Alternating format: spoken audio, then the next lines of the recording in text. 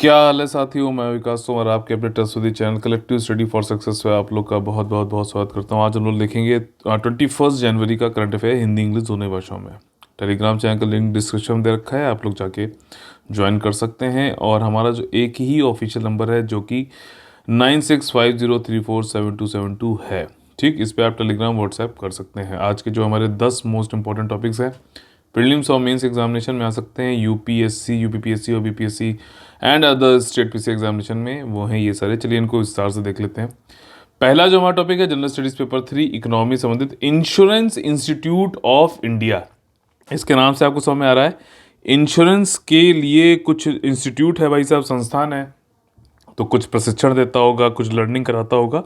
बिल्कुल सही, आप ऐसे सोच रहे हैं। तो यहाँ पर international financial services centre authority जो है उसने एक उद्देश्य के साथ में जो भी प्रोफेशनल्स हैं, ठीक है ना, उनको इंश्योरेंस सेक्टर में उनकी क्षमता को बढ़ाने के लिए और जो कि काम करेंगे आपका इंटरनेशनल फाइनेंशियल सर्विसेज सेंटर के अंतर्गत, तो उन्होंने एक समझौता ज्ञापन या फिर एमओयू साइन किया है इंश्योरेंस इंस्टीट्यूट ऑफ इंडिया के साथ। बस सिंपल सी चीज़ है।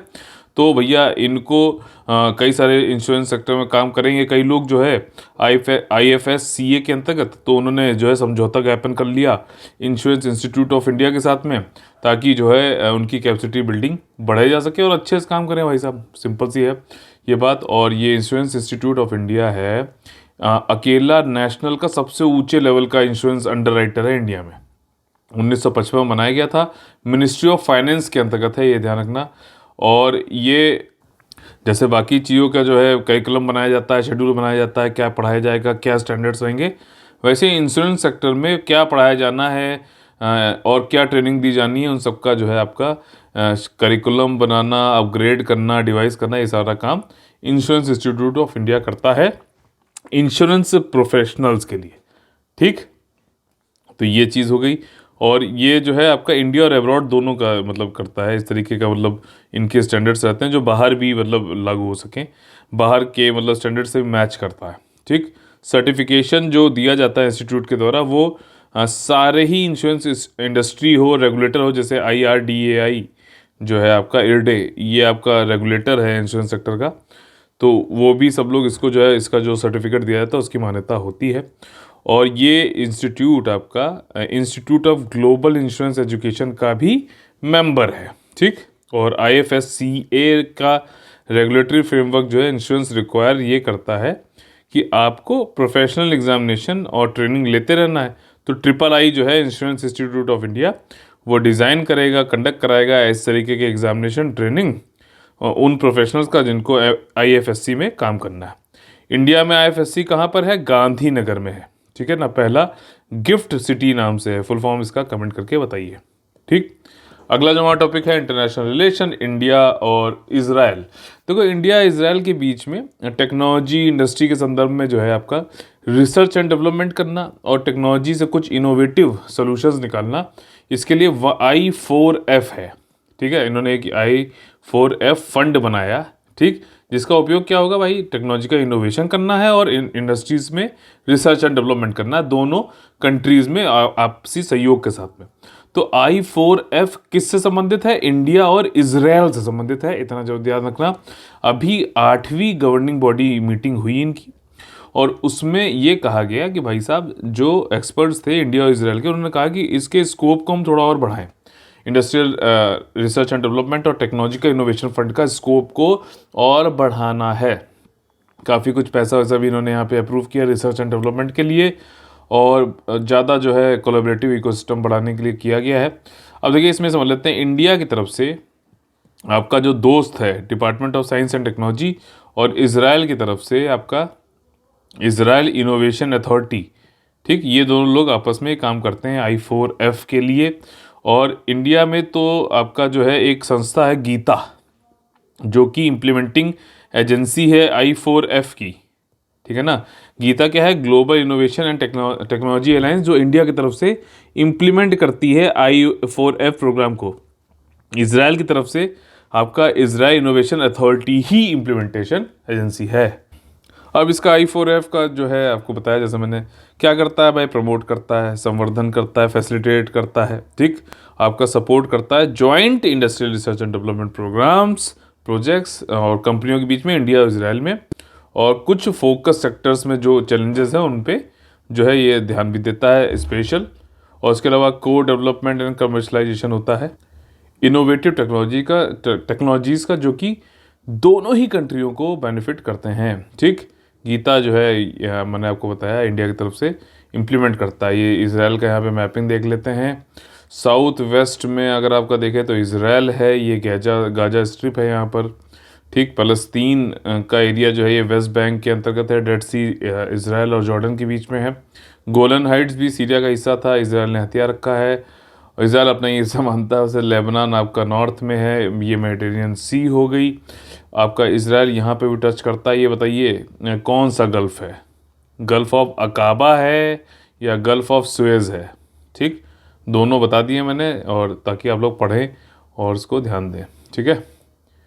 और ये है हमारा अगला टॉपिक, इंटरनेशनल रिलेशन से ही संबंधित है। इंडिया और डेनमार्क के बीच में कोऑपरेशन हो रहा है ग्रीन फ्यूल्स के लिए, ठीक। तो अगर रिसेंटली पूछा जाता है कि ग्रीन फ्यूल से संबंधित किन किन कंट्रीज के बीच में जो है कोऑपरेशन का एक हुआ है काम, बात हुई है, वो इंडिया और डेनमार्क के बीच में है।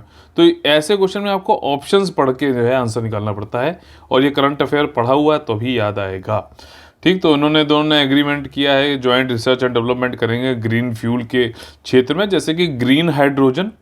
और ये joint science and technology committee meeting थी 14 जनवरी 2022, उस दिन लोगों ने ये चीज़ बताई, ठीक। कुछ जो है सामरिक प्रायोरिटीज़ जो हैं इनकी हैं, आपकी रणनीतिक प्राथमिकताएं हैं साइंस टेक्नोलॉजी इनोवेशन पे के क्षेत्र में, उसमें research, green research technology innovation, ये सब वर्चुअल मीटिंग उन्होंने यहाँ पे करी। कमेटी एम्फसाइज कर रही है कि बायलैटरल मतलब द्विपक्षीय सहयोग होना चाहिए, मिशन मोड में काम चलना चाहिए।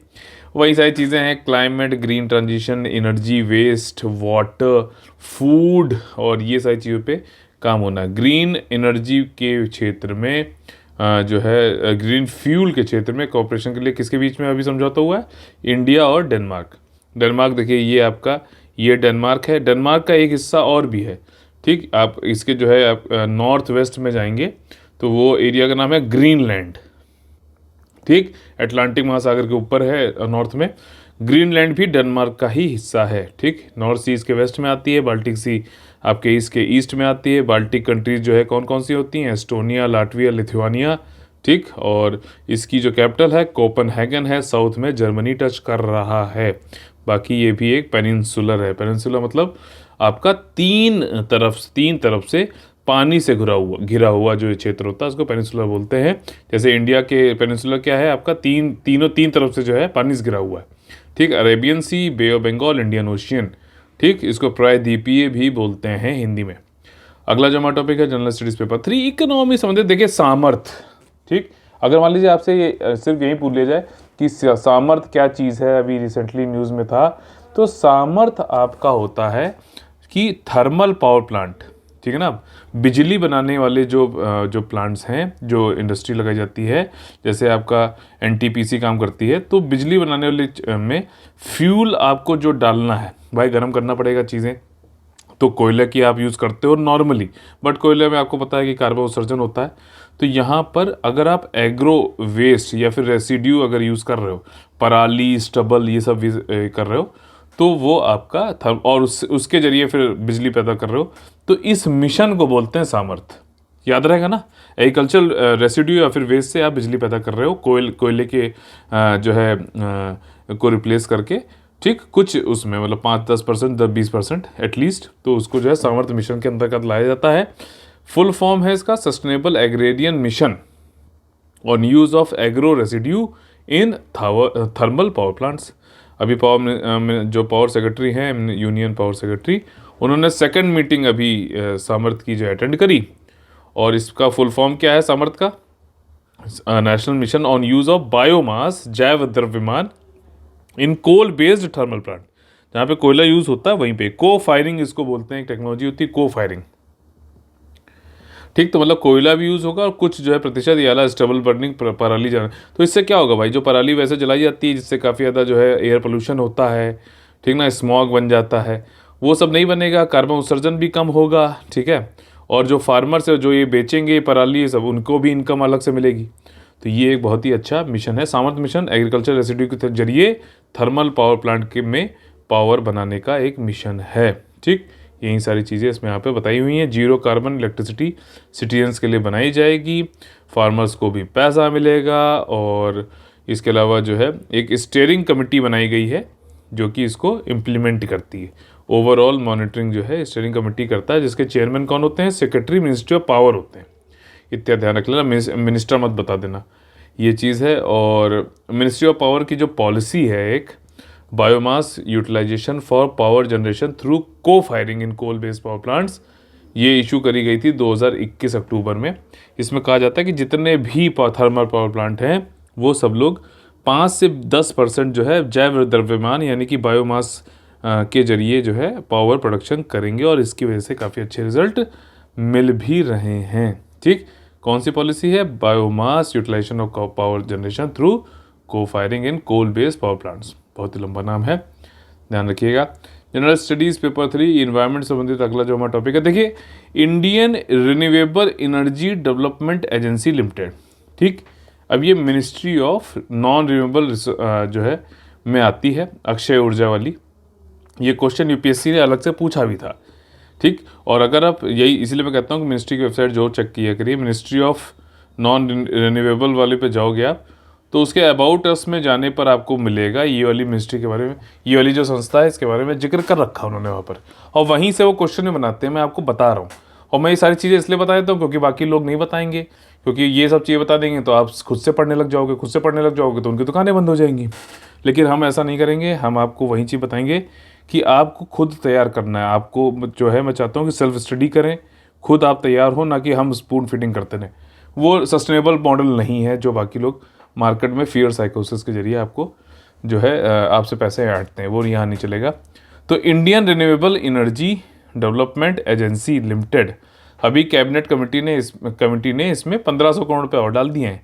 तो भाई साहब ये क्या करती है, ये कुछ लेंडिंग करती है, कुछ पैसे ऋण पे देती है ये संस्था, और ये एक तरीके की एनबीएफसी है, नॉन बैंकिंग फाइनेंशियल कंपनी, ठीक है। और जो बैंक की तरह काम करती है लेकिन जो है बैंक नहीं है, कंपनी है ये। Ministry of non renewable energy के अंतर्गत आता है। इसमें 1500 करोड़ रुपये इन्होंने डाले हैं, ministry cabinet committee economic affair ने अप्रूव किए हैं।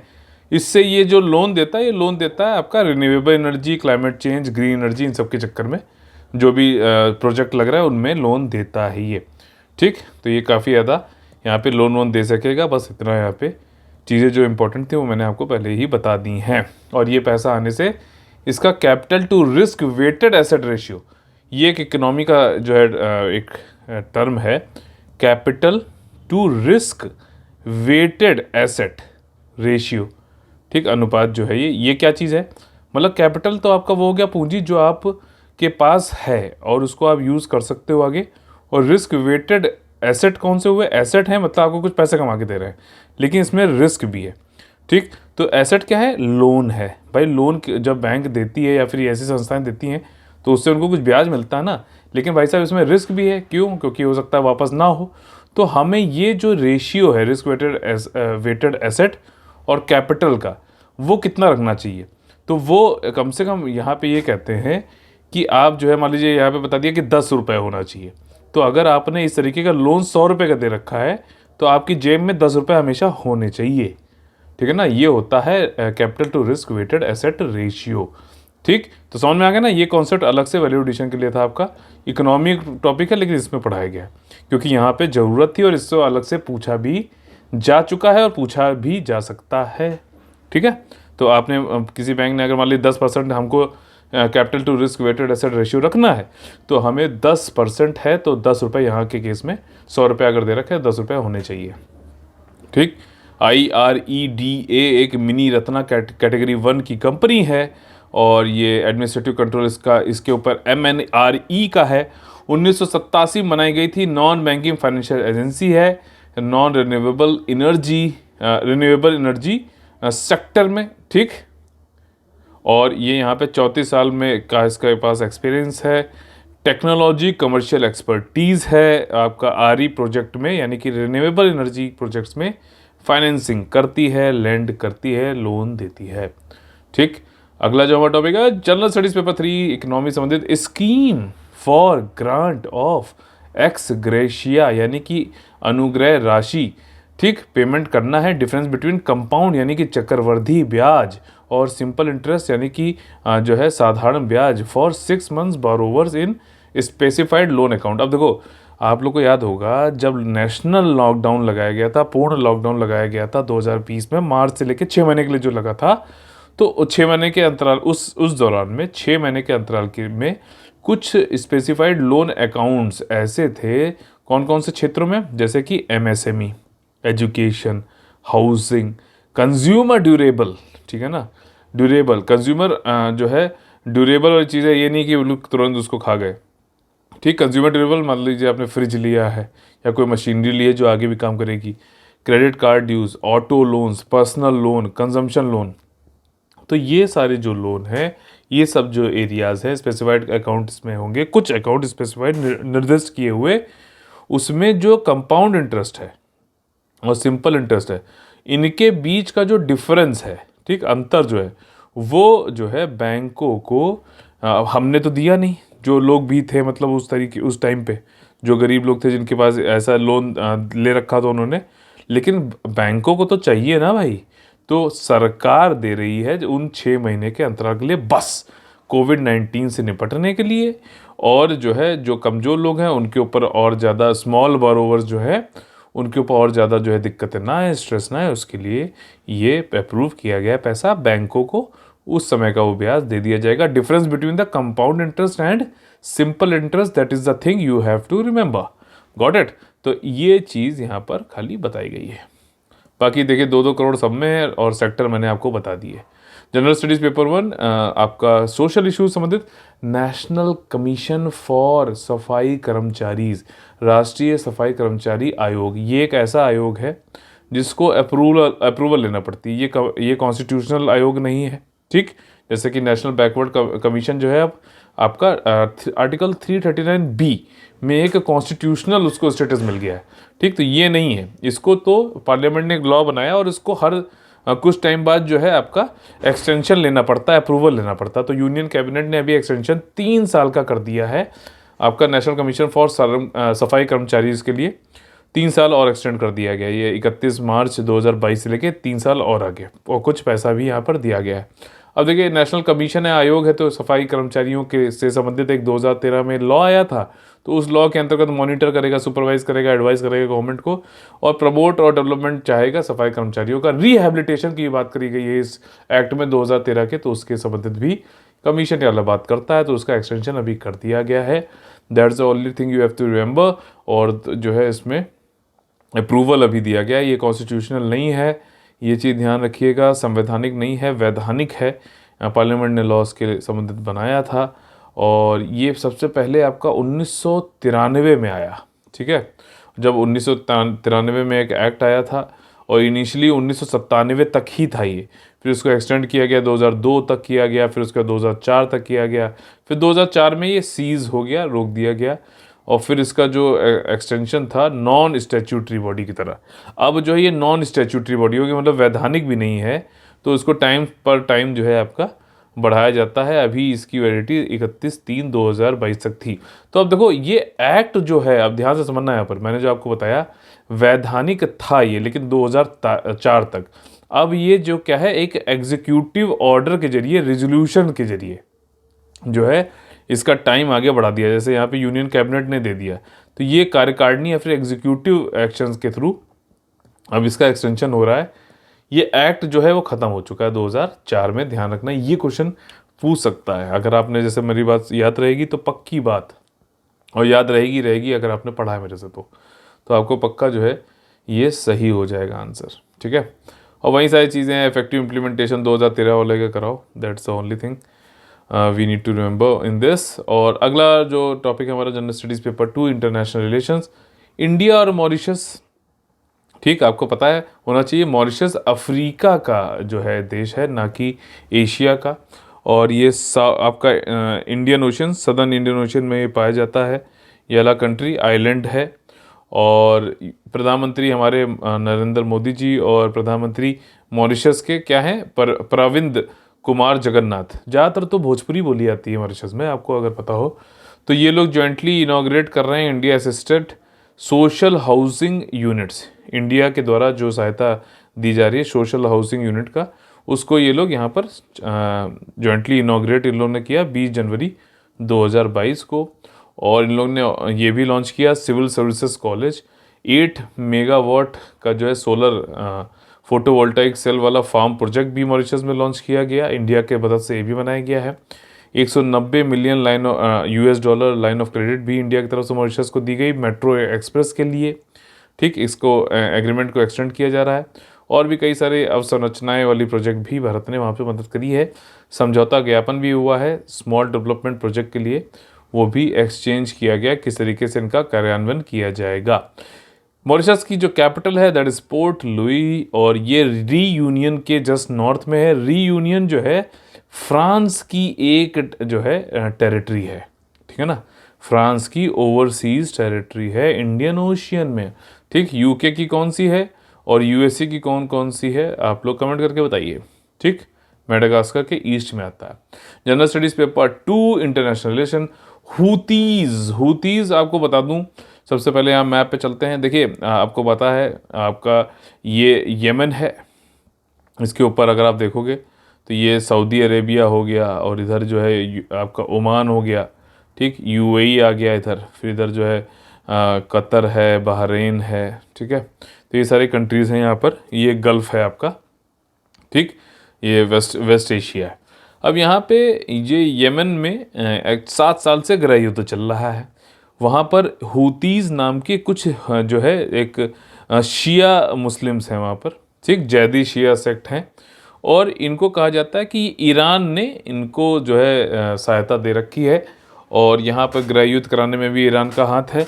और सऊदी अरेबिया के खिलाफ काम कर रहा है ईरान यमन के ये हुतीज़ रेबल्स के ज़रिए। तो अभी क्या हुआ कि इन्होंने कुछ ड्रोन से हमला किया। हालांकि इंडियंस टारगेट नहीं थे, लेकिन उसमें इंडियन और पाकिस्तानी भी मारे गए। ठीक ठीक, देखो इंडिया पाकिस्तानी हमारे वहाँ देश में चलता है, बाहर सब एक ही हैं, बाहर सब एक ही कमरे में रहते हैं।